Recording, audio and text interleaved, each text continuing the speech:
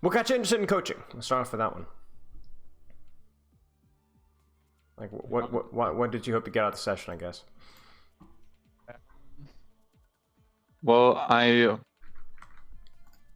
I just think I would need some feedback and some goals I could work on. Maybe some.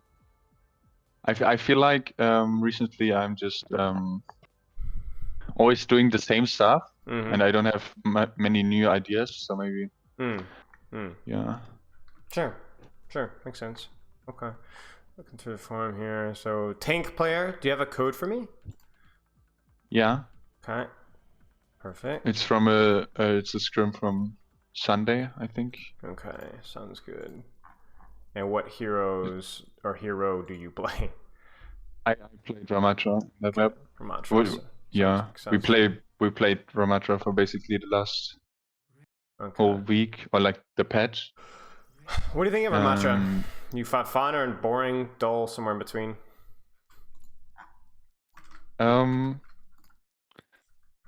Well, coming from an Orisa meta, I think it's fun, Huh. but I feel like if it's gonna last as long, it's gonna get boring really fast. Right. I think whenever it ends up in just a mirror that's not like Reinhardt or Winston or Zarya or Diva or something, it always gets kind of dull. Some heroes don't do like I even find personally Orisa to be fun unless it's a mirror. Then it's really boring. Just two people standing at each other and shooting at each other, and sometimes Ramattra feels a lot like that as well. So we'll see.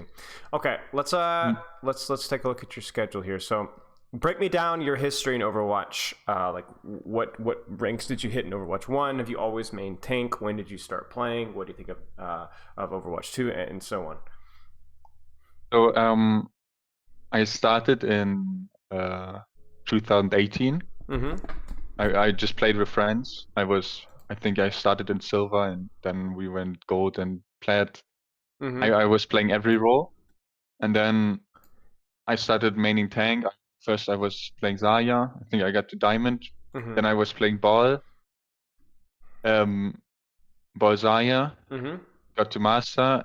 Then I one trick ball got to grandmaster. And then at some point I was bored. I had like 300 hours on ball or something, and then I joined the team as off tank, but like a master team. So then I basically one trick Diva for a season, and then Sigma as well. And then the rest of Overwatch 1, I just played Diva and Sigma. Okay. And now, well, first beta I played Doomfist, second beta Junker Queen. Then when the game came out, I played Zarya and Winston. And now I play Orisa and Ramattra. So a little bit of everything, but you say in your form primarily you have a little bit more experience with off-tank heroes. Yeah. Okay, makes sense. How do you like the transition to solo tank? How are you doing with that? You said you play a little bit of Winston. I guess Ramattra classifies as a quote-unquote main tank as well. So what do you think about the whole situation?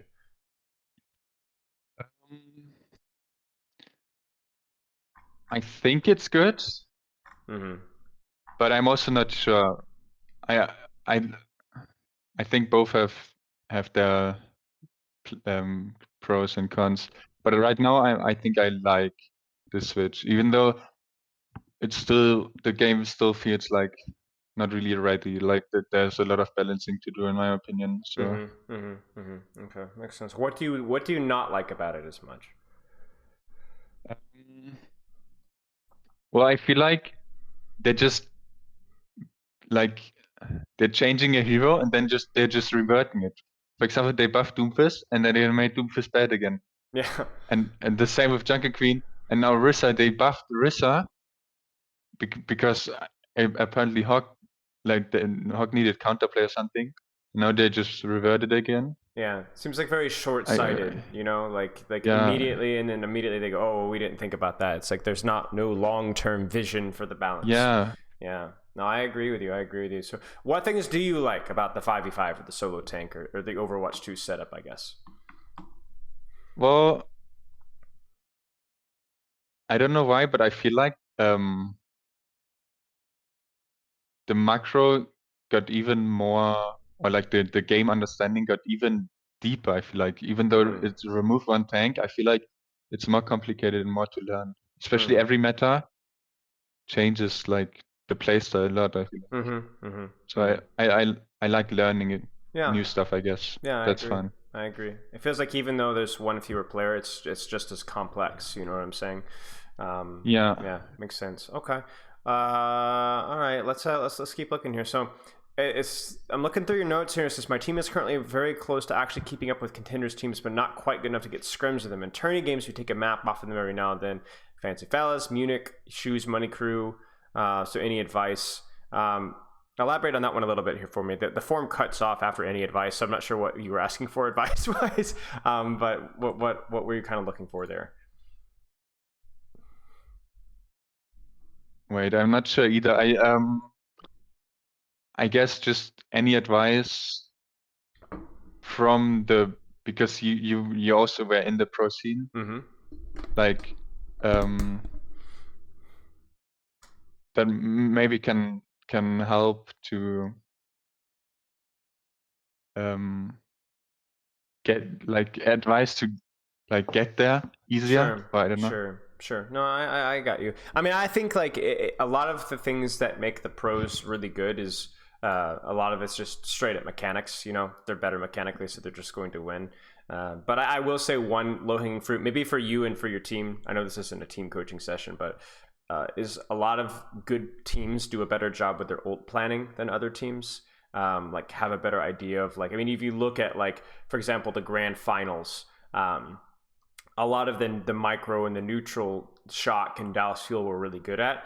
But the other thing that they were just phenomenal at is they were just so good with their ult game. You know, like knowing the enemy ults and like scouting the enemy ults and then like countering or kiting or pushing or baiting. And it's like, I think that's probably the biggest gap besides just raw mechanics when it comes to a lot of these teams. So I think like that would be something that I would look at, and maybe that's something that we can look at actually in this VOD right now if you'd like, especially because it's a scrimmage. If you want, we can look at some of the planning stage.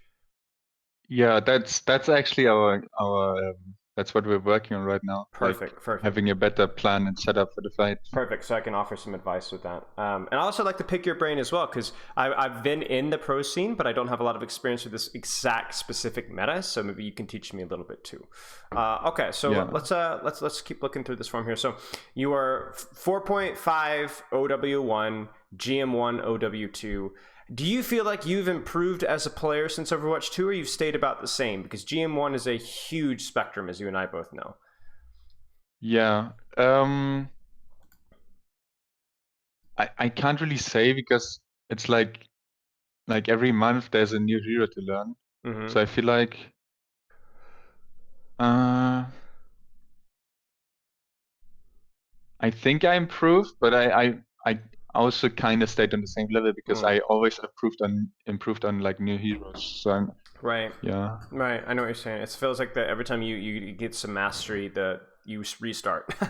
And part of that's also because now you're solo tanking, right? I think there's just expectation for everything. Okay, so let's take about like what your previous stuff was and like what are your goals for Overwatch 2. So my goal for the next year, maybe 2 years, is to reach contenders. Okay. Why contenders? Do you just that's just a goal that you set and you'd really like to get there? What is it about contenders?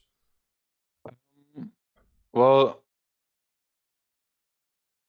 right now I'm like basically the tier below contenders, kind of like, and I think in order to get an even higher tier than contenders, I first have to get contenders. Right. And I also don't have infinite time. Like at some point, my parents want me to also work or to like study. Sure. I think it's good. Like if you're going to be playing video games, I think it's good to have goals and develop skills from them, because I think a lot of people just play the game, play ranked all day long. You know what I'm saying? Get 4.6, whatever, and then like, what do they have to show for it? You know what I'm saying? When the game's done, they get into the job or they go to uni, and like, what did you have to show for it? So what I'd like to talk about is developing some skills and like figuring out a plan so that because getting better at Overwatch and learning how to structure your practice in Overwatch and setting goals with Overwatch is a life skill that you can apply to other things, right? Hopefully by the end of the session that you actually have learned something that can help you to be better. Even, okay, let's say get you to contenders and then that's it. Okay, did you learn something, right? Did you learn something that's going to help you to be better after that? And I think that's going to be the goal for me, is to try and get to that point. Okay, so that's your goal. Let's look at your training schedule. So this is not on the form. You're going to have to tell me what you're like right now. So how often do you scrim? How much rank do you play in the average day? Do you take any days off? Fill me in on all the details that you can, please. Do you warm up? That's another one. So I think we scrim 11 times a week, but right now we also have 2 weekly tourneys, so we always cut a block for that. Well, how many times do you We have scrim one per off week? I'm sorry, I misheard. How many times? 11 times. 11 times. That's a We lot have, of scrimmaging. yeah, double on Monday, Wednesday, Sunday, and Saturday, and then a sing and Thursday, and a sing on Friday, and off day on Tuesday. Okay, got it. Okay, keep going. Sorry.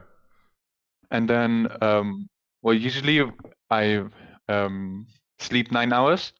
I try to. It's not super consistent, but and then when I wake up, um, I I try to go for a short run.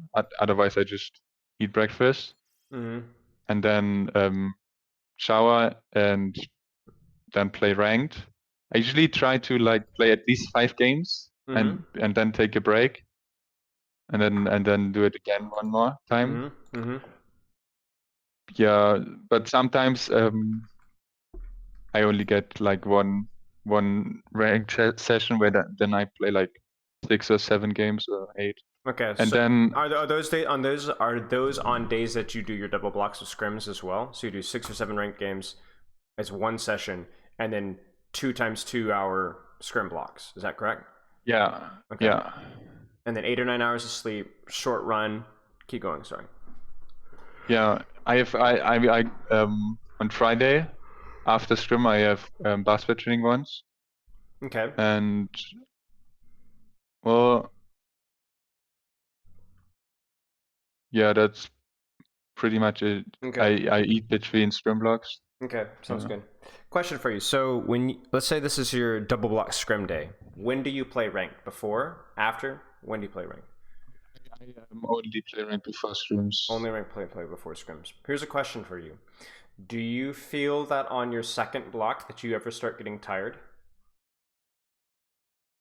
Yeah, sometimes Okay. I feel, but usually I'm like either I'm good the whole day or I just suck the whole day. So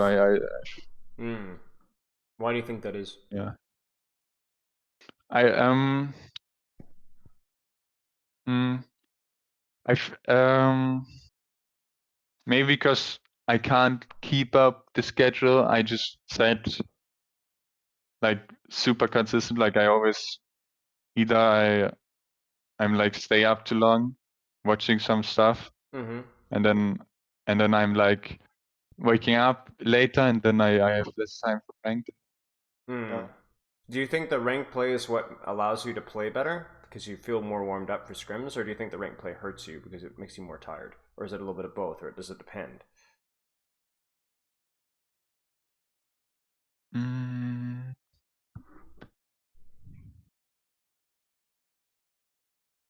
I don't know. To me, this is like we have to be a detective about this. You know what I'm saying? Like I have some suspicious, I have some ideas, but everybody is different, right? So you and I, we have to work together to figure out what needs to be done better, right? I think probably it depends on it can sometimes help, but it can also make it worse, I guess. Okay, okay. So let me ask you a question. You have been doing something like this, I assume, for a while, off and on, right? When it comes Yeah. to the double. So you tell me, if you had an optimal day, just one day, of perfect sleep, perfect ranked, perfect scrims, how much ranked would you play? How much sleep would you get? How much scrimmaging would you do for you to play at your optimal effort level? What would you do? Well, I would 9 hours sleep, then then in the morning breakfast, getting ready, then 2 hours ranked, then a short like an hour break or something, 2 hours ranked again, and then break again, then to a scrim, break again to a scrim. Okay. Okay. Do I you think do do you that's ever do you ever do that? Does it happen occasionally where you do that 2 2 2 2 day? um, well, recently it's been more like 3 hours of ranked and then a break and then the 2 scrim blocks, Mm-hmm. like without the Without the break. 2. Yeah, but it happened before. Yeah. Okay. Here's where I'm curious. Okay, I'm gonna be completely honest with you. So I've worked with, I mean, obviously, like a lot of teams, whether it was contenders or Overwatch League, with the double block a day idea, right? And almost without exception, most teams, by the time the end of the second block gets around, they get a little bit tired the last map or two. Not quite as energetic, most of the time. Okay. Yeah. My concern with you is I'm not telling you not to play ranked. You need to play ranked. But I need to find out how much ranked is good for you to practice with versus how much ranked makes you tired. Because when you're in scrims, that's the most important practice that you can have, right? That's where you're giving it your all right? Yeah. Ranked is where you do like, did you play sports growing up as a kid? Any sports or any games or anything Yeah, like that? I played basketball since I'm like Okay. 10. Basketball? Yeah. Okay, so ranked is the basketball drill, right? That's where you practice your dribbling, your shooting, your movement, your footwork, and all those kind of things, right? And then Yeah. scrims is where you like actually are training and scrimmaging and things like that. Now scrims is practice too, obviously, but when we're in ranked, you want to be practicing. Now my problem, my question, is when you talk about 4 hours of ranked being the perfect thing before you go into scrims. I'm not so sure that that's the perfect thing. Can you drill for 4 hours and still be able to go 100% in the 4 hours after that in scrims? I don't know. I don't think so, So, but I don't know. And this is what I was saying about being the detective, right? I don't know. We need to find out though, don't we? yeah. And so you need to go out there and you need to test. You need to go, I'm only going to do one ranked game or two ranked games before a day of scrims, and I want to know how it goes. I want to see if I have more energy, if I'm more focused, if I'm less tired, or if I just feel like the same, or maybe actually I need more rank to get me more warmed up. I want you to try the 2 x 2 ranked blocks and then do 2 scrims after that with 8 or 9 hours of sleep. How does it go? Try each of those a couple of times. Maybe try 3 hours of rank, 2 hours of rank, 1 hour of rank, 30 minutes of rank, 4 hours of rank. Try these. Experiment. Yeah. And find out what works best. Now, obviously, every day is going to be a little bit different, so you might need to test it 2 or 3 times, right? And see how you feel. And obviously, you need to be getting your 8 hours of sleep, 8 or 9 hours of sleep, to actually make sure that you're testing properly, right? You have to remove variables. You can't have too many different things that might make it feel bad. You know.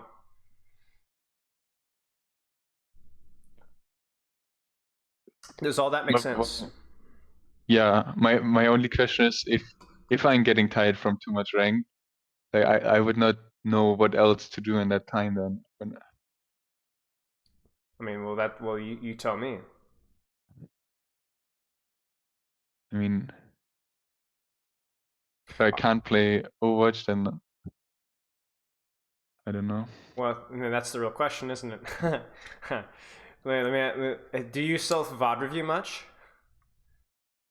Um, yeah, that's probably also one issue. Like I have to really bring myself to do it. Yeah. I feel like my brain just always says no, even though Have you I ever should self do it. VOD reviewed before? Yeah, yeah. How long did it go? How did it go? How long did it take? I mean, probably like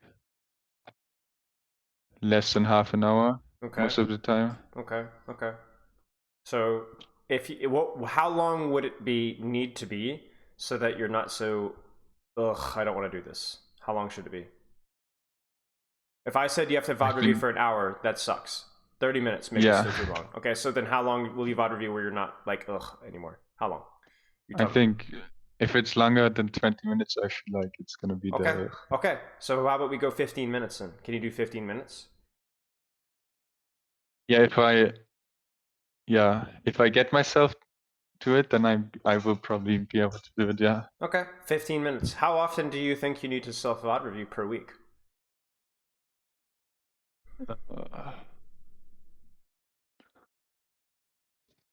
Maybe 2 or 3 times. Yeah, that's perfect. I love it. Perfect. Just see how you're doing, right? Do I need to change my goals? Yes, exactly. That's all. 2 or 3 times per week. Okay, so but that's not going to cover all the rank. Like let's say you're on a 1 hour ranked day, right? You're testing, or 30-minute ranked day. You're testing, and you're like, I don't have anything else to do.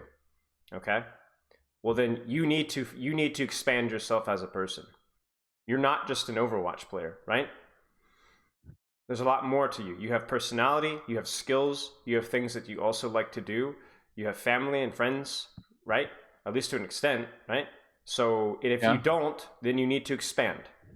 That will make you a better person, which will make you a better player. Okay? So read a book, exercise, find a sport, find a hobby, find a game, spend time with your family, spend time with your friends, clean your room, clean your house, get a schedule, just do a little bit of self-VOD review, clean up your computer, organize some events, research something, pick up a new hobby, expand yourself. Okay? And treat that again as testing. Don't waste that time. Use it, invest it, do something else. So that's the most important thing that we can talk about today is your schedule. Is what you need to do to make your schedule better. Is it 4 hours? Is 4 hours of ranked very good practice, or are you too tired? Is 1 hour of ranked practice good? Is self-VOD review for 15 minutes 2 to 3 times a week good? I don't know. But all of these things you need to practice. So I'm going to type this up here. Practice, experiment, test, 30 minutes to 4 hours of ranked pre-scrim. Do I still have energy, focus, or am I tired? Which one works the best for me? Test 2 to 3 times. That part makes sense, yes? Yeah. Okay. Self-VOD review, 2 to 3 times, 15 minutes each. See how you are doing on your goals, or make new goals with free time on light rank days. Expand yourself. Spend time with family, friends. Learn a new skill. Clean, organize, structure. Self-review. Pick up a hobby. Relax. Exercise. Read a book. Etc. Okay? This is the most important thing right there that we talk about today. We will go into gameplay soon, but everything that we talked about after in the gameplay will not matter compared to this. You need to find out what your structure looks like, and you need to stick with it as best as you possibly can. Now, let me be honest with you, okay? Here's what's going to happen. If, let's say you do some testing, and let's say an hour and a half of ranked is perfect for you, okay?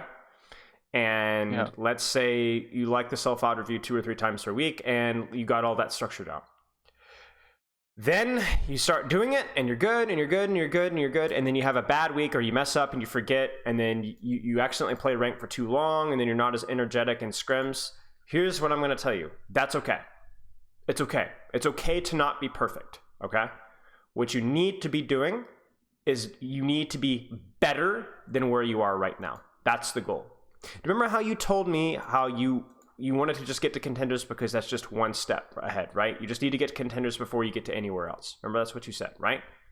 Yeah. You need to have that same mindset with your structure right now. I don't expect you to be for you to test, figure it out, and then be perfect for the rest of your time in Overwatch, right? But I want you, you need to be a little bit better than where you are right now. You kind of see what I'm saying? Mm-hmm. And that has to be the goal. Do you have any questions about that? No, not right now. Okay. Let me know if you do have any questions because I know we talked about it a lot. Okay. You want to move on to the next section of the form here because there's only a few more questions here. So sleep looks good. If we can stick with that, let's try and be more consistent. Let's try and build more life goals. And by the way, all the things that I just typed in your chat right there, these are great. This is a great thing to do even if you're not doing Overwatch, right? This is a great thing to do for a job or for uni or anything like that. Okay. Yeah. Long-term goal looks good. Okay, and then the last question. Okay, well, actually, you have a thing here. What do you hope to get out of the session? Okay, what do you feel is holding you back from improving? My biggest problem is consistency. Every time I have a really good day or week, I am playing insane, carrying every game, but then out of nothing, it feels like I'm starting on zero again, doing the same mistakes and just being ass. Okay, elaborate on that one, please, for me. We talked a little bit about that already, but elaborate. Well, what it feels for me, when I like build up my how good I play. Like I start okay, and then I get better every day, and then sometimes I'm even like playing really really really great for like a few days, and then I'm just bad again. Okay. And then and that usually it's not one day where I'm bad. It's usually then 2 or 3 days, and then it starts. Yeah, I don't know. Lower again. Okay.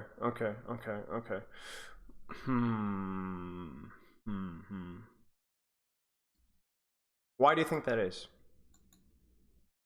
I mean, we don't know for sure, right? That's why you're here. But do you have any idea what that might be?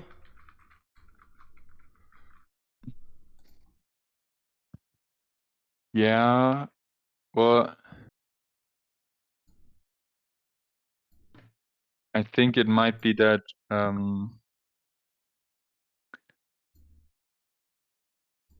that I like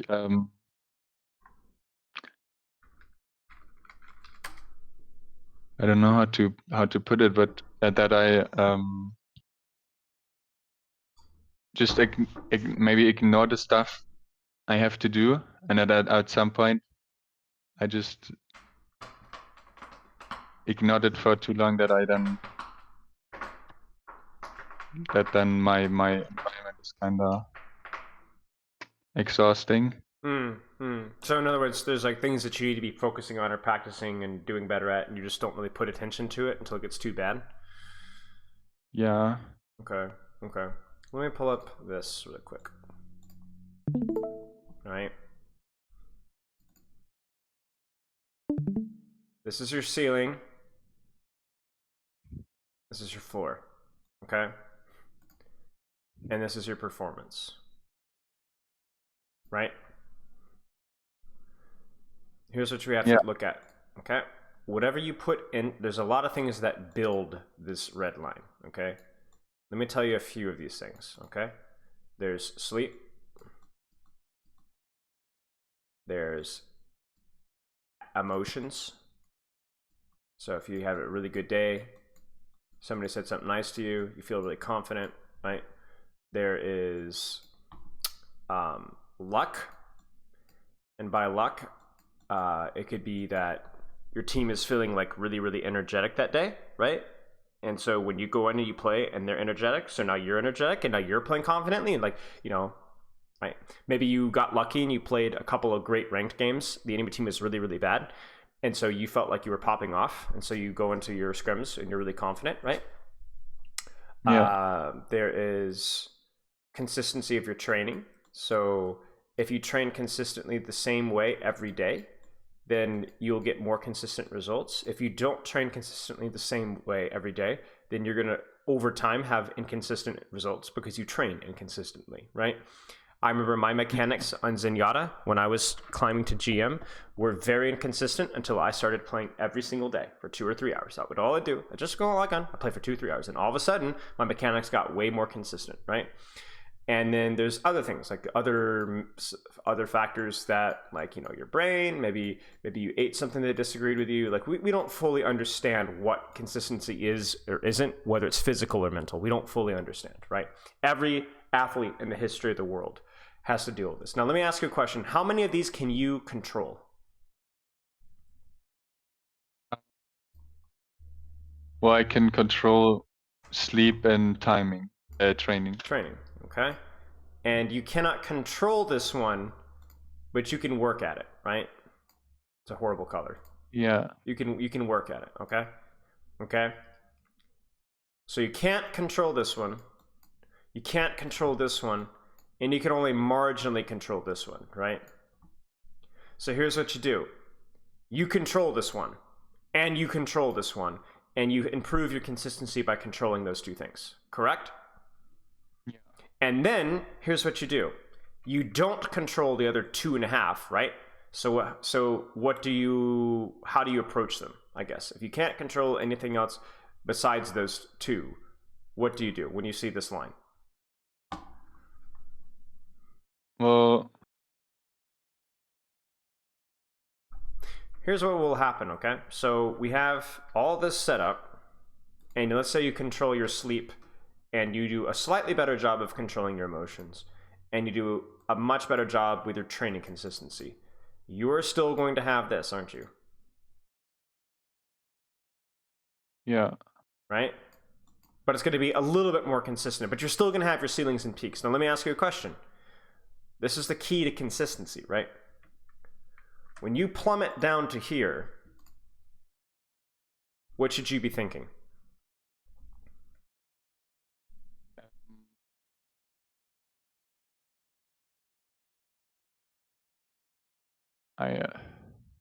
That I'm should maybe take a break or something, or like Maybe.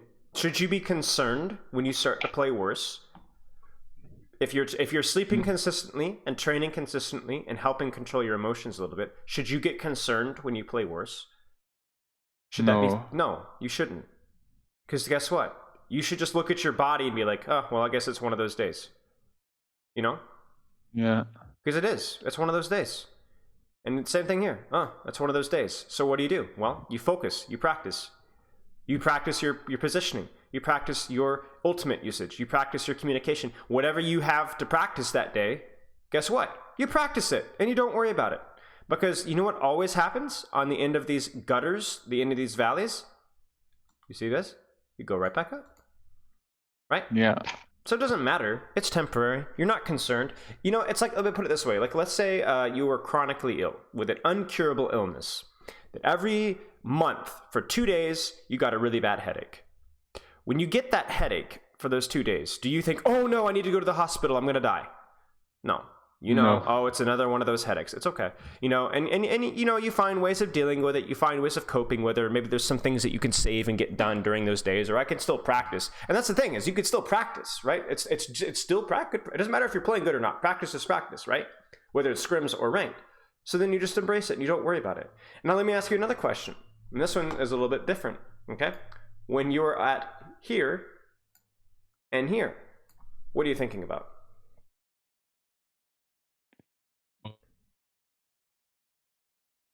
I'm keep playing, or like... Yeah, you play, you practice, nothing changes. The goal for you is to be like, wow, I'm playing great. I'm gonna keep practicing. Wow, I'm playing like trash. I'm gonna keep practicing. Right? Nothing changes. Yeah. Nothing changes. If you woke up, like again, let's say you had the 2 days where you had the horrible headache. Let's say you had 2 days during the month where you felt like Superman and that nothing could stop you. Would you like call the newspaper and be like, hey, you guys need to get some scientists down here. I think I might be turning into like a Marvel superhero, right? No, you know, it's just another cycle. You know, I'm playing great. You know, probably I'll play worse tomorrow, but whatever. I'm gonna enjoy today for what it is. Get good practice. Get some stuff done today. Maybe I'll do some roofing or something like that because I feel great. You know, maybe I'll mow the yard or something. But it's just another day, right? You enjoy it and you keep practicing, and you enjoy it and you keep practicing, and you just enjoy the process. Nothing changes. You don't think too highly of yourself. You don't think too low of yourself. It's just another day. You see what I'm saying? Yeah. So the key to inconsistency is to address sleep and training, the things that you can't control, and the things that you cannot control. You just, oh, okay, well, it's one of those days. Doesn't matter. I keep practicing, and that's it. Now, it's very difficult to do that. It's hard to look at yourself and be like, I'm not playing well today, and to not get irritated at yourself. I know that. I understand that. I've been in that exact same spot many, many, many, many times. But that has to be the goal. Don't sit there and be like, oh, I'm just bad, I'm the worst, Because here's what happens. If you sit there and you're like all up in your head and you're all upset that you're playing bad, oh, I'm just really playing bad, what happens to this trough right here? What happens? Keeps going down. It stays. Or it even, like you said, or even worse, it goes down. If you go, oh, whatever, maybe it starts going up again. And if it doesn't, don't worry about it. Just keep playing, and then all of a sudden it'll come out. But if you keep getting frustrated and getting angry and getting egotistical, right? Because that's what it is. When you get egotistical, you get mad. Oh, I'm better than this. Who cares? Shut up. Practice. You know what I'm saying? Don't have an ego about it. Just play the game. Does that make sense? Yeah. Do that. Control the factors that you can't control. That will make you a better player. Do you have any other questions before we get into gameplay?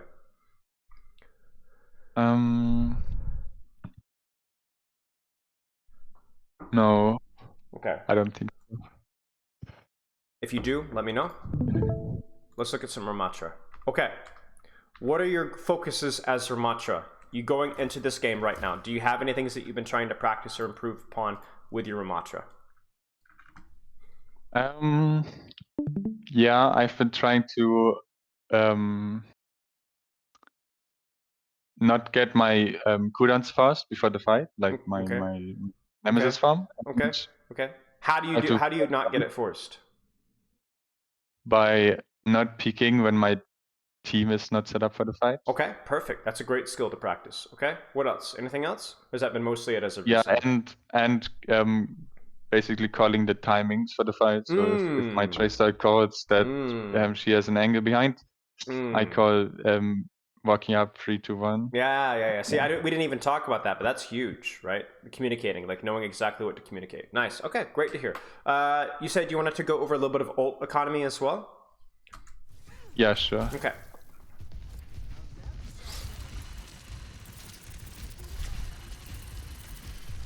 How do you play into their composition? Well, because it's not really a mirror, is it? No, they are kind of countering our Tracers. So how do you play? We need to kind of bait them so they walk onto us. So the Tracer has an easier time getting an angle. Okay. And then we can collapse on them. Sure. What are your other options? Is there any other option besides baiting them? Because what if they don't fall for the bait? Then what? Well, just keep staring at each other because pushing into a torp is kind of difficult. Yeah, it is. When would you be able to push into a torp?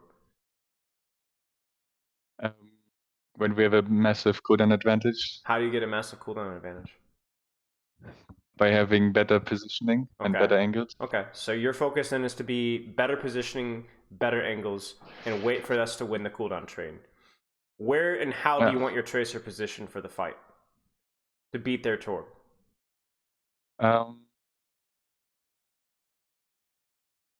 Well, our Tracer usually always goes left side. I mean, you can't really go right side, so I guess left side and just lurk. Wait for the opportunity. Okay. Maybe get the attention of someone. Okay, let's take a look then.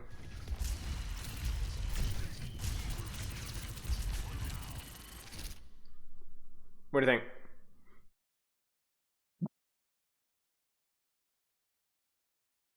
I mean, it's not the best shield because they can also just not peek anymore. Do you get anything out of this at all? Do you get any space? No, I don't get space. Here's a question for you. What if you synchronize this at the same time with your Tracer peeking their backline and shooting their backline at the same time? Then my Tracer could get space because they're looking at me for like a second. Yeah, maybe it's worth doing. So I own this shield maybe isn't bad if we can kind of synchronize this pressure behind. Maybe you can use this as an opportunity to break turret, or something like that. Yeah. I don't know. My problem here is this. Do you see? Yeah. It's mistimed. And so this is not a cool. Yeah. You even use your Sojourn E as well. So now you said play patiently, bait cooldowns, but you don't even do anything with that shield. So then why use it? If you're not playing as 5, then don't play the game.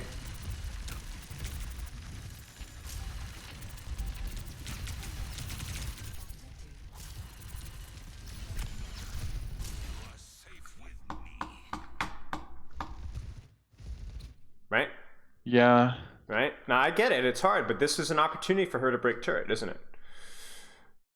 Yeah. She could blink in and break turret safely, or she could blink in and pressure Torb and force E safely. But you know, we're not doing that. So that's on you, right? We talk about your communication. You are the tank here. You're not waiting for your tracer to call. Well, I mean, you could. Your tracer could call it, but that's your responsibility as well. So, not good.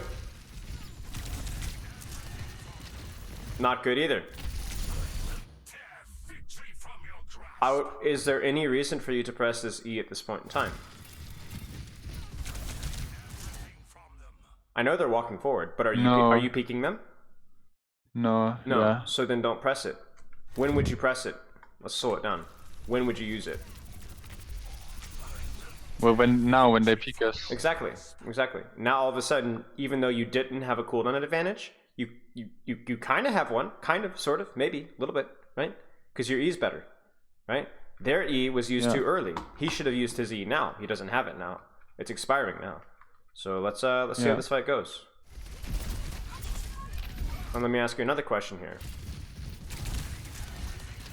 You want to use your Nemesis form? Okay.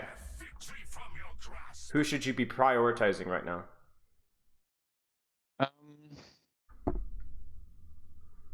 I think the Lucio. I agree. Because he's too far. Okay. Why do you prioritize the Lucio over the Ramattra? He's harder to hit. Because Lucio. Yeah. Well, he's killable. Right. Yes. Even if you don't kill him, what does that force?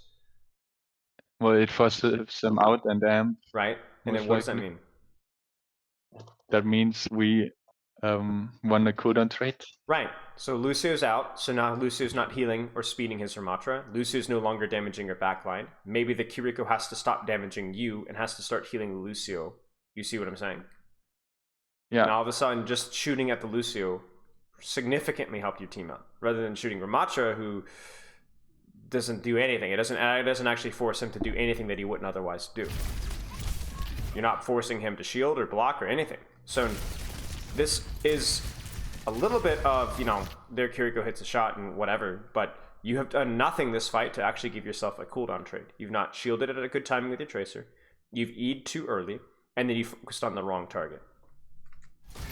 But your cover usage was good. The cover usage was very good. So, okay. Does that make sense? Yeah. Now I'm being tough on you, but I think you can handle it. All right, let's keep they going. also a bit countered us for that fight. So for sure. I mean, of course, it's always harder when they're countering you, but you know, we focus on what you need to do better. Yeah. Hanzo, Team Swine. Yeah. But the same thing applies, right? You peek, your Hans peeks. You peek, your Surgeon peeks.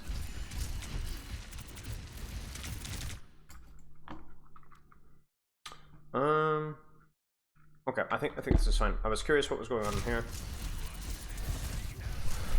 Doesn't matter. You know, the shield maybe is okay, just to buy you time to like disengage a little bit, but this E makes no sense whatsoever, to be honest with you. They're not walking forward to take space.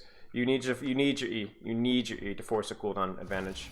You use it on their backline, to use it on their Ramattra. This E just doesn't make sense. Cover. Good. Worthless. You know what I'm saying? If the Torbjorn shoots you here, if the Torbjorn headshots you 2 times in a row, and you're down to half HP, does it matter?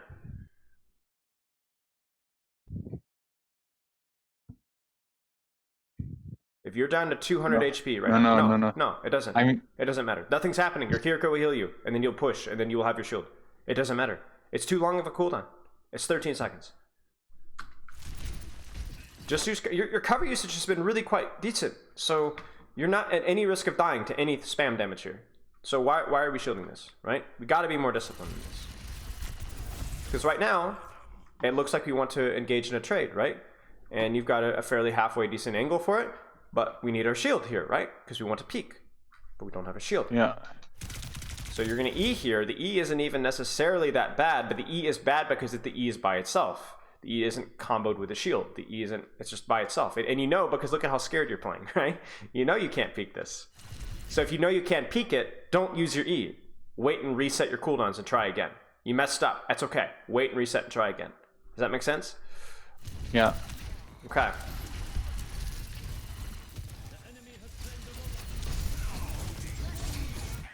Okay.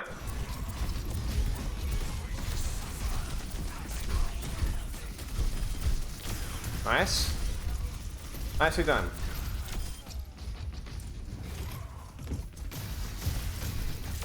Very nice. Now let's look at the old economy here. We talked a little bit about that. So you know the ultimate situation. So they're going to beat in. You're going to match support ult for support ult. Why do you guys win this fight? Let me ask you a question. Why do you win this fight? How do you win this fight? It was not as good. I was able to get to the top. Right. The beat doesn't get on the turn. You guys are able to disengage their beat. They don't really play in their Kiriko ult. And ultimately, what is their Ramattra doing? Well, he's not a whole lot. He's looking for a target, but yeah, he can't find it. Took him too long. It took him too long. Exactly. You guys are able to keep good positions. You guys are able to take good angles as well. Like, look at the positioning that you guys have. Obviously, you have to disengage their beat engage. But, like, this is not good for them. I would go as far to say that it would be even better if your Lucio was up here, because then completely deny this entirely. Yeah. But yeah, this is good. Okay, support ult for support ult, but you guys had better positioning, and their Ramattra didn't have a target to go on, so it's just GG's. And against your composition, he should have a very hard time finding a target to go on. If you guys play it properly. Yeah. It should just be stuck on you, right? And no, you don't care about that. And you saw the patch notes as well, I assume, yes? Yeah. So it's a real danger that if the Ramattra ult just ends up on the enemy tank, that it actually doesn't do much of anything. Which is good, right? Yeah. Okay, now let me ask you, what's the issue here? What's the problem here? Well, is there a problem here? I mean, it's not, the shield is not forcing any cooldown, so it's a right. Well, let me ask you a second. Why are you using your shield here? I'm gonna turn around and the question's gonna be answered. I mean, I probably use my shield so I can do damage.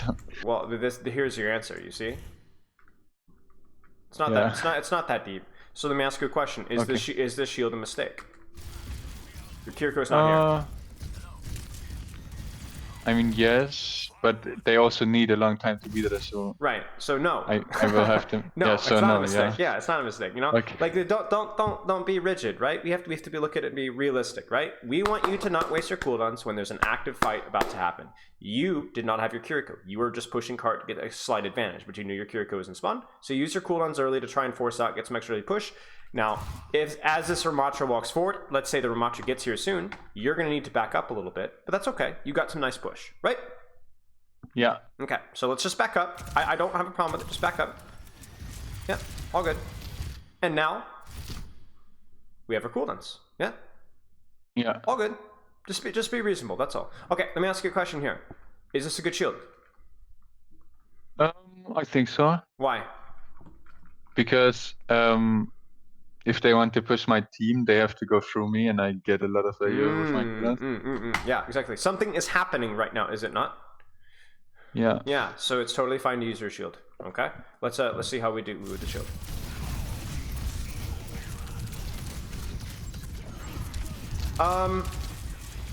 Let me look at this a little bit slower here. Shield was probably fine. The E was also okay. I just think, as you can see, the Lucio is probably not the best target once he's already on the wall. So a bit of micro there. And I think also as well, this is where we're just a little bit late on getting our E, right? So the funny thing here is if you had your E here, this works. The Lucio, yeah. Right. This guy gets sucked, slammed down to the ground, and you beat the crap out of him. So your shield was good, but actually your E was too late because you didn't get it in time. You notice that? Yeah. So be very careful about that, because that E means that everything that you do here is actually really good, but it ends up not being good. I would also go as far to say here that maybe a little bit faster to block, because you get a little bit too low. But maybe we're okay. No need to either. I understand that you're sure that they're going to turn the corner, but don't predict, react. Yeah. It's too long of a cooldown. There's no one shots for you. You'll be okay. Obviously the shield, you expect them to kite back, they didn't kite back, but I think the shield idea was okay. It just doesn't work. Very good. Very good. You're gonna lose. Yeah, mostly just the E. Mostly just the E, and obviously both E's, really. One was too late. Excuse me. Excuse me. And the other one was just predicted, and they ended up not needing it, and then you wish you would have had it a little bit later, right? Yeah. But not too bad. Not too bad. Better. Do you see? Yeah. Okay. So this fight, you guys, I'm ignoring the shield for right now. You guys have ult tracked correctly. What's the game plan? They have Kiriko ult, Ramattra ult, and Blade. How do you win? With my Ramattra ult, if we... Okay, win. How do you use it? To just push the backline and kill them. So you want to go aggressively with your Ramattra ult? Yeah. Okay, they're gonna Kiriko ult on the floor and you die. It's over. And then they're gonna blade you. They're gonna Kiriko blade you. You're dead. It's over. Yeah, well, I mean, but if you are...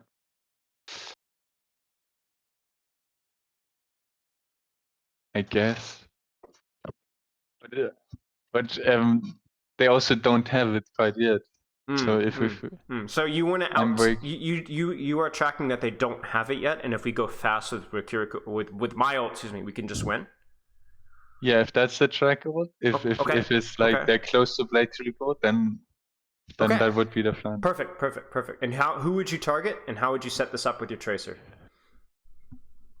I would target either the DPS or Lucio, whoever's like the easiest to kill. Okay. Sounds good. Let's see how we do.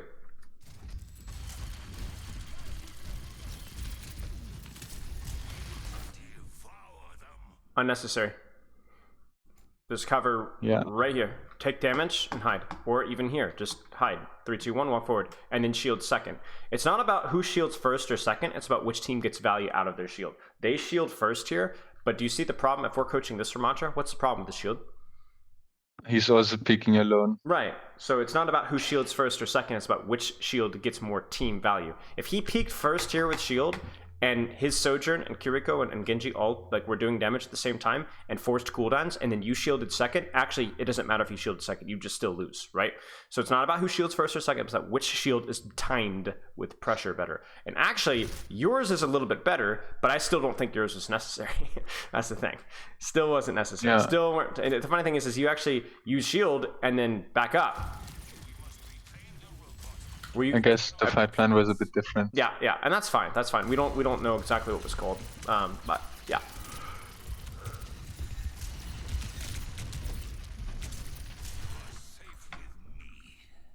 I don't know. I guess it will depend also as well on whether your Sojourn's calling that she's aggressively peeking. You know what I'm saying? But I'm questioning a lot of these shields, and I'm looking at it from in this situation. I felt like when I was thinking without it, I took too much damage. But like, and I wanted to farm my ult here, so. I see.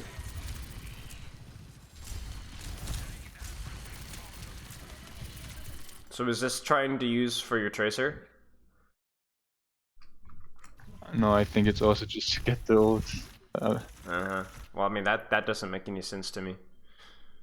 You're 95%. It's a 13-second cooldown. You need that. You need that cooldown. You need it right now. You know, you need it right now. Yeah.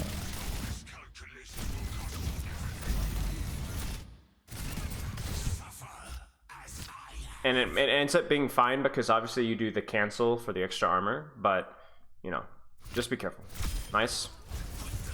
And it ends up working out exactly like we talked about, right? They didn't quite have their ults, and so it's over. Okay, nicely done.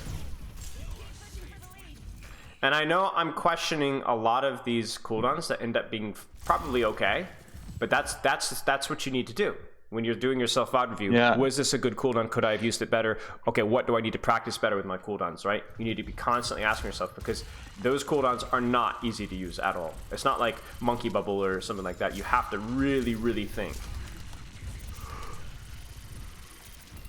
I think you guys get lead. Yeah. Nice. Nice. Good E. Oh! Good use of cover. Now, if you want, you can Nemesis this. Probably don't need to. But you can kind of see, like, even like that E right there, it's just not perfectly placed. Like, even if you're using this to slow down the Ramattra, right? Because you want to shoot him and build ult, yeah? Okay. Then where does it need to be? Behind him. Right. It needs to be like here. Right, exactly. So it's like, it's just, even when you're using it for a very understandable, reasonable purpose, it just doesn't, it's just not very well placed. And this, to me, is a little scary. I would be very cautious about using this now. Why? Because my team is not with me. Yeah. Do you have any... And I'm right in front of them. Right. I feel like the fight could happen at any point right now. Maybe they could just beat rush you right now. And you don't have your E, nor do you have your shield. Right? Like Overwatch League team says, this guy's used both of his cooldowns, just beat rush him. Yeah, but they also have to touch point it. But yeah. But okay, and then so then they have to touch point, right? You don't have your E, so then they ignore you and rush the point, but you don't have your E or your shield to allow you to punish them, do you? Because think about this, right now you want to Nemesis forward, okay, or you want to walk forward, you could throw your shield on point, you could be throwing an E right here, but guess what? You don't have it. Yeah. So you see how you're missing these cycles consistently? They still got some value, but because we first Susan slide, but yeah, they could be still better. Right. I mean, they don't even force slide. The slide comes there, right?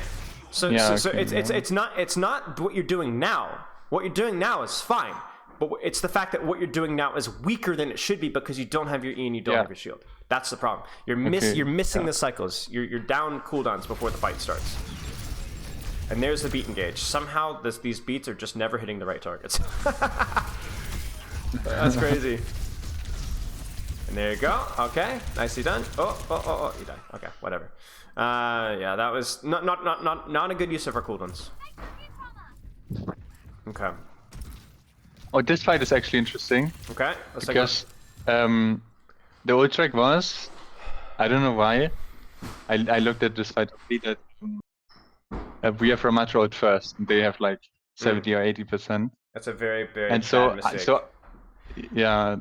And so I wanted to push in that time. Yes. But looking at this, it's bad because we have the lead, and they have to like push for that really tight neutral fight. So it's a mistake because you essentially go, we have an advantage here that we can just hit them really hard. But then obviously if you use your cooldowns and use your Ramattra ult, your squishies have essentially walked into their Ramattra ult and they don't have their cooldowns anymore. Yeah, that's a bad mistake to make. Yeah. And they also have a top. We don't want to push it. Right.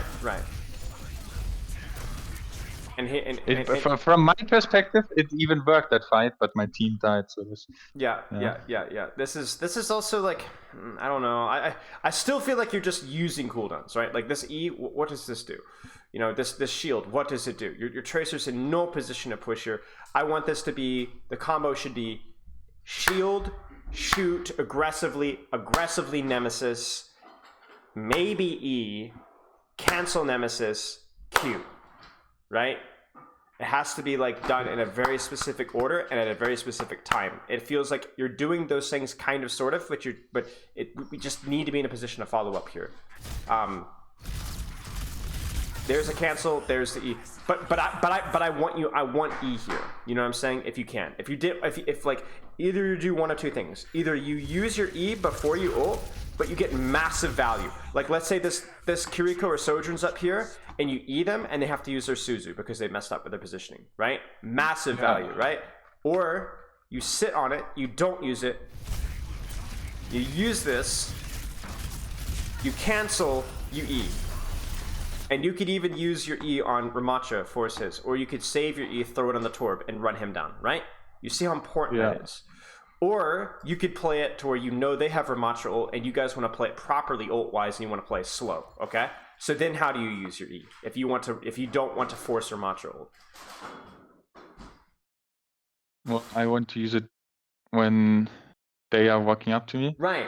Maybe they want to use the Ramattra ult on you. So guess what? You don't. You sit on your E. You throw the E in the Ramattra and make that so that he can only ult you, right? However you want to cut it. Like, you're missing opportunities to think about it. And now you guys are done. Surely. I progress for some crazy suicide, didn't they? And gets the Kiriko and then they win the fight. I don't know why he waits so long to ult. Yeah. I mean, it's over. Yeah, it's over. Okay, let's watch a little bit more. Again, ult track is accurate here. Give me 1 second.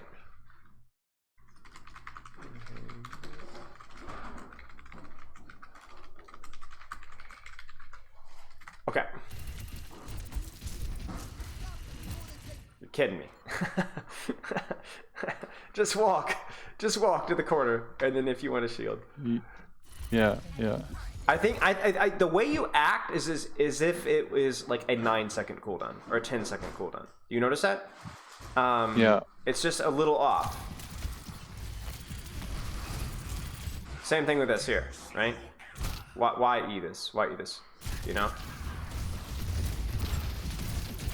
Yeah, it's kinda as if I could use the E when I use Nemesis, but I can't. So Right. Well, you have to remember Nemesis is a shorter cooldown, right? So it's almost more forgivable to spam your Nemesis than it is to spam your shield, right? It's 8 seconds. So like even here, this is good damage, but just wait, walk forward and wait. You could sit here and then shield, like when you're actually doing a lot of damage. Oh dear. I mean, yeah. I don't know.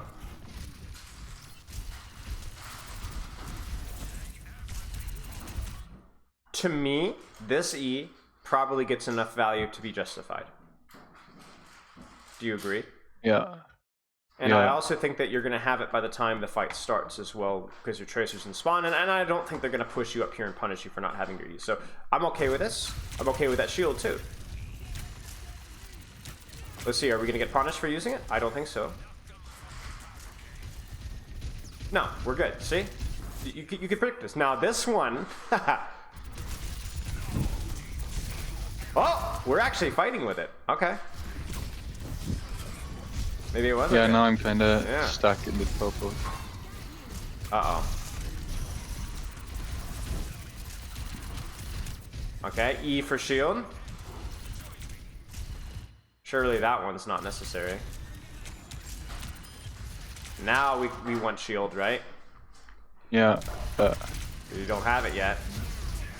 And then you don't even end up using it. Now, if we were to look at ult economy here, and by the way, this is something that you can VOD review. This is like the lowest return on investment for value in your VOD reviews. Okay, oh my gosh. Okay. How would you plan this fight?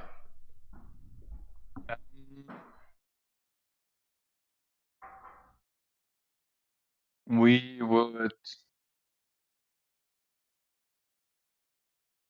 And either use Soyan ult or Kiriko ult to force like a lot of their ults. And then use our other ults to win the fight. How aggressively would you play? Would you drop or would you spam? Would you brawl or you poke?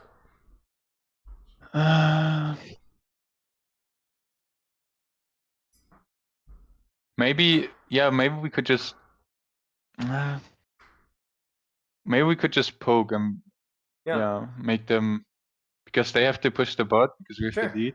Sure. And if we push them, they just stay inside. Yeah. And kind of safe. I think you can just poke here, and if they try and push you, you have the better brawl ults, right? Because you have both your Kiriko and beat. So if they try and do anything aggressive, you just press the support ult and they lose. You know what I'm saying? So to me, I would just take good angles, maybe pop your Sojourn ult once they've committed to pushing cart, kill whoever's on cart, make them walk forward, force them to use their Torbolt, and force them to use their Sojourn ult or their beat or something to try and get on high, and then just blow your support ults. The problem is, look at when you pop your support ults here. So you drop first off, you bait the Torbjorn ult, okay. You don't need to do anything. Run away. Back up. You know what I'm saying? Let your Kiriko pocket you out. I mean, look at this. Look at this. You copy. And they beat here. Do you see this beat? What are they doing with this beat? Yeah, but I mean, I also trolled because we beat it because of me. And but I don't think you needed to beat. Is my point, I guess. And you and if you're going to beat, you certainly don't also Kiriko. But do you see the issue here, right? Like look at you. You're safe. They've used beat. They've used Torbolt for what? Nothing. Just keep shooting cart. Yeah. Just keep shooting cart. Just wait. Keep shooting cart. And then if you want to use the ult to kill down the Ramattra, that's fine. But when you stack, and you also use it in a situation where you just didn't need to use it. Yeah, our ults were just badly timed. Yes, I agree. And like I said, this is what separates tier 3, high tier 3 teams like yourself from tier 2 and Overwatch League teams. This kind of stuff. Yeah. And this would be the lowest hanging fruit. Okay, for you specifically, what are you seeing with your gameplay? What needs to be improved? Well, I need to think about how I can get more value out of my CDs and not waste them. Mm-hmm. Like peeking with my team with the shield. Mm-hmm. And holding my E for good value and not for random value. Mm-hmm. And now I'm at something with E. Think about ult situation. Okay. Because your E, whether it's used to slow down the enemies so that you can push, or that you can slow down the enemies who might push you, you need to know the game plan, right? Very important. Okay. What else?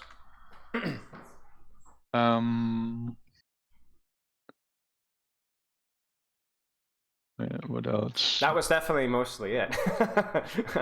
That's a very big challenge in of itself. Yeah. Yeah. Okay. Maybe a little bit of the old economy planning. Yeah.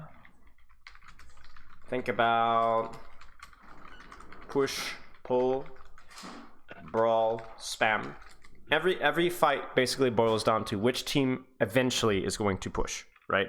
You might trade ultimates, and then the team with the better ult economy will at some point push. Or maybe you have Sojourn ult and Hanzo ult, and they have Kiriko Lucio ult. So which team wants to push, and which team wants to play at range? Wait, which ults had the first team? Sojourn and Hanzo. Well, then the team with the Lucio ult probably wants to push. Right, of course. Like their ultimate gets value from brawling and closing the distance and hitting you in the mouth, right? Whereas your chain of ultimates gets value from pushing or from poking, right? And so a lot of that will depend on composition from old economy and things like that. So you need to do a better job of reading that, and that's something that you could be reviewing with your team. Remember though, above all else, the first half, the notes in there, practice, experiment, test, more important than anything else that we talked about. Do you have any questions? Yeah, I do actually have a question. Sure. How do you think the patch affects the tank meta? No idea, sadly. I'll have to look. Okay. I'm going to be looking at it more on stream today, but I'm honestly not too sure. Okay. I think Mercy is probably going to be. Well, I think Mercy is definitely going to be worse. More diveable, certainly. So Sojourn, Mercy. I don't know. I don't think you guys probably play much of that, but that's not going to be near as good. Trying to think here. I mean, Lucio also got buffed, so why would you switch with Lucio? Right, exactly. The Lucio buff is significant. So, I'll have to look. I'm kind of look at the Wrecking Ball. Yeah, Wrecking Ball maybe. Wrecking Ball maybe. I mean, Wrecking Ball is pretty good versus Ramattra, right? So there's nothing outside of E that really annoys him or bothers him at all. You don't do any damage to him whatsoever. So he might can just spam engage. There's also no CC in the composition. So if the ball is good, maybe you just AFK. There are already a lot of tier 3 teams, or some that actually main wrecking ball. Yeah. Even like during a Ramattra. Yeah. I don't know. I'll be curious to see. I haven't really looked at them very in detail, to be honest with you. I'm gonna be doing that later on stream today. So, but we'll see, I guess. Any other questions? Okay. Questions that maybe I can actually answer.